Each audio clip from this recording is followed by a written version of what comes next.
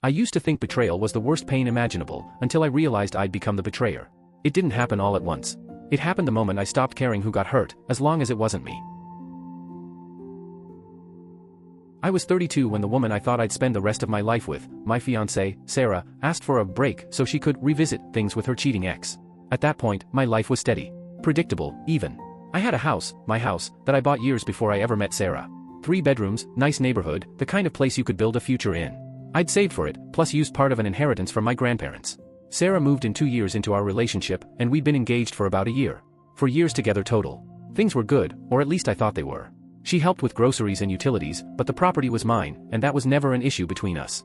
We talked about marriage, maybe kids someday, and it all felt solid. Stable. Sarah used to tell me stories about her ex, James, the guy before me. How he cheated, how devastated she was, how she'd never go back to that. I believed her. I thought she'd processed it, healed, and moved on. Then about 6 months before everything unraveled, something shifted. Subtle at first. James's name started coming up again. Randomly. Oh, I saw a post from James the other day. Or, a friend mentioned James got a new job. I didn't think much of it. People bring up their past sometimes, right? But over time, it wasn't just random anymore. She started talking about her past like it was unfinished business. Wondering what if she'd made different choices. She'd get lost in thought, glued to her phone, giving me vague answers whenever I asked if something was bothering her. Just tired, she'd say. Work's been crazy. But I knew something was different. Then, about 3 months before the break, she told me James had reached out. Out of nowhere, he had messaged her, apologizing for what he'd done, saying he'd changed, that he wanted to make amends. I remember sitting there, just silent. My stomach sank. Sarah said she wasn't sure how to respond but felt she owed it to herself to hear him out. I told her closure doesn't usually come from the person who broke you, it comes from within. But I also didn't want to be controlling. I believed in trust.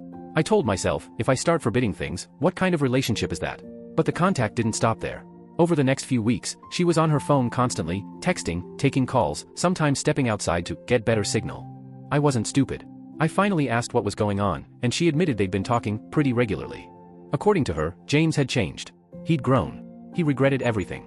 He wanted to make things right. And suddenly, Sarah was reminiscing. The places they'd gone, inside jokes they used to have, stuff I'd never even heard her mention before. It was like she'd put on rose-colored glasses and started rewriting history. Then came the comparisons. She'd say things like, our relationship is so comfortable and stable, then pause. Sometimes